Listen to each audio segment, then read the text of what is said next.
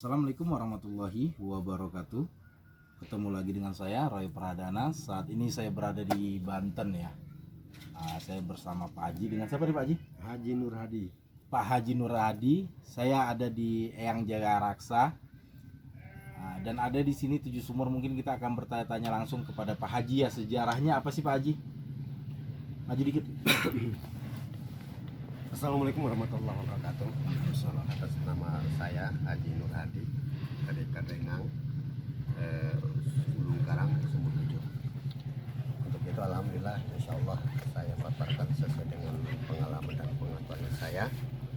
Kita mulai dari Karamat Panokan dulu ya. Ya, Biar kita searah.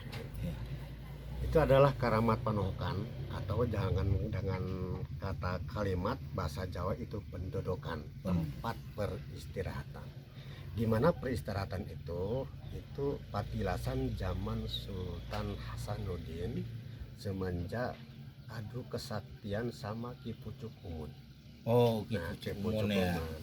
Nah, setelah itu dia sehubungan dia itu naik ke Sumur Tujuh, istirahat di situlah namanya pendodokan. Kenapa di situ jadikan karamat? Karena tidak menutup setiap patilasan wali Allah itu biasa diisi sama kodam. Ya. Alhamdulillah kodam di situ di Karamat Panokan itu ada 4. Yang pertama Ki Jaga Raksa, yang kedua Raden Panji, yang ketiga Ki Langlang Asuh, yang keempat Nyi Langlang Asuh. Nah setelah itu, naiklah ke atas itu ada namanya Kira Lawang. Kira Lawang biasanya kalau toh misalkan seseorang kalau mau ke Sumur Tujuh pasti dia ada khas ciri. Nah pasti jadi sebutnya di situ. Dan kalau mau kita naik ke Sumur Tujuh itu bernapas agak ngap sedikit, kemudian mata kunang-kunang dan juga telinga menghiung. Mungkin itu efek dari kecapean. Padahal di situ ada 3 hodam yang menunggu lokasi tersebut. Yang pertama posisi di tengah-tengah itu Ki Rejauki Mbah Dalam Pemayungan, sementara yang sebelah kanan itu Ki Jangkung, yang sebelah kiri itu Ki Raja Mulang, posisi di tembing atau di bawah.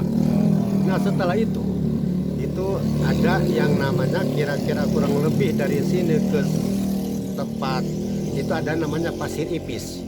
Di mana Pasir Ipis itu sejarahnya dulu waktu Ki Pucuk Umun menghilang dia dicutin, kata satu riwayat dicutin di Pasir Ipis. Makanya Pasir Ipis cuma 1 meter Pak, 1 meter jarak lebarnya, tapi di pinggirnya itu ada batu onta.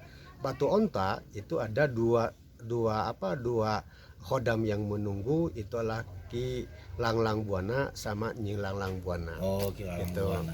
Nah setelah itu naik lagi kurang lebih dari situ 2 kilo ke Sumur Tujuh. Nah Sumur Tujuh itu ada 4 hodam yang menunggu. Pertama Raden Rahmatullah, Syekh Ali sama Ratu Halimah. Nah setelah itu kalau yang menunggu hodam kemudian turun ke bawah itu ada sebutnya Sumur Nangka Pak. Sumur Nangka di situ ada bentuk seperti batu. Nah setelah itu airnya itu ngalir ke dalam gua, itu Sumur Nangka. Disitulah ada penghuninya itu Ki Rancang Mas sama Ki Indra Komala. Nah kalau sejarah Sumur Tujuh itu hanya sebatas kita mengetahui titik-titik hodam-hodam yang menunggu lokasi tersebut ya. Nah kalau istilahnya kita ingin mengetahui sejarah Sumur Tujuh itu sebetulnya kan Sumur Tujuh ada 2 versi. Ada yang dari Pasir Angin arahnya air darah Kaduengang, karena tergantung keyakinan kita. Saya tidak bisa mengatakan mana yang palsu mana yang asli. Betul. Hati kita yang menjawab. Nah kenapa itu ada Sumur Tujuh? Satu riwayat itu Sumur Tujuh itu ada seorang ulama besar, itu namanya Syekh Mansur Cikaduen. Pernah dia menghodam atau pernah berguru sama Syekh Nawawi di Makkatul Mukarramah. Nah setelah itu dia ke Indonesia, ke negeri kita, itu bukan melalui udara, daratan dan lautan, tapi mungkin itu ilmunya lumayan.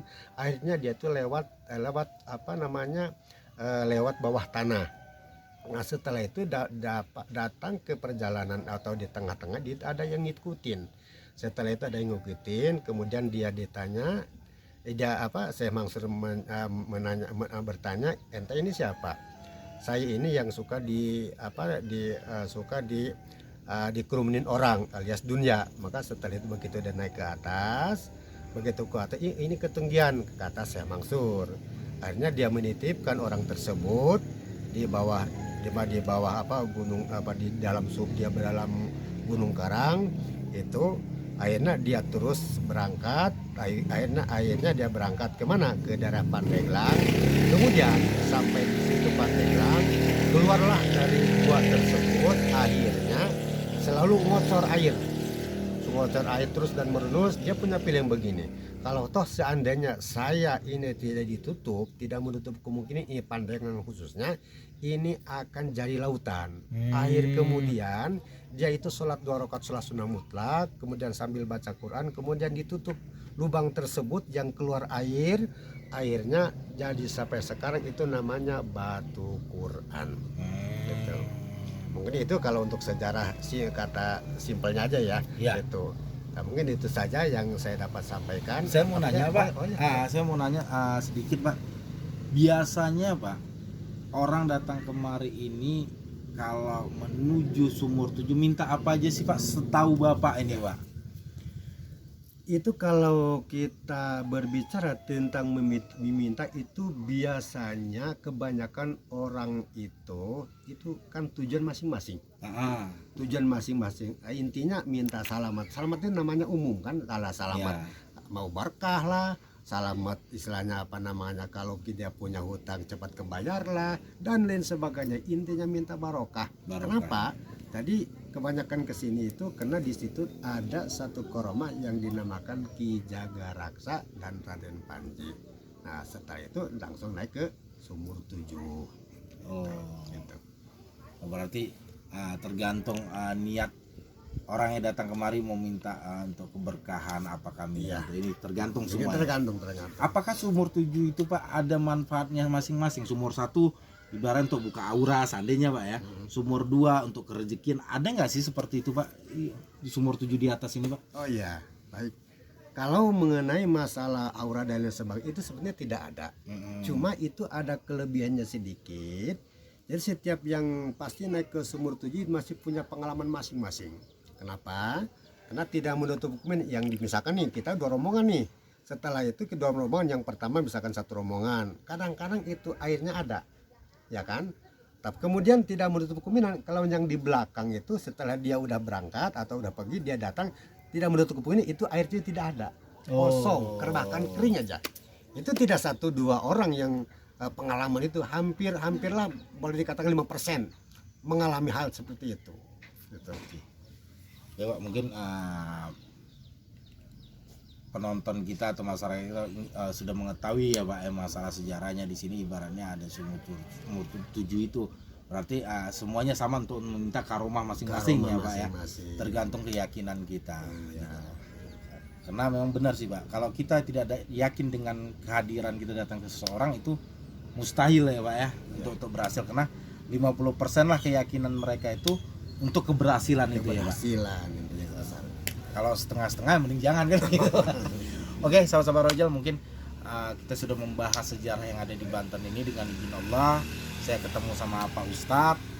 Terima kasih ya Pak ya.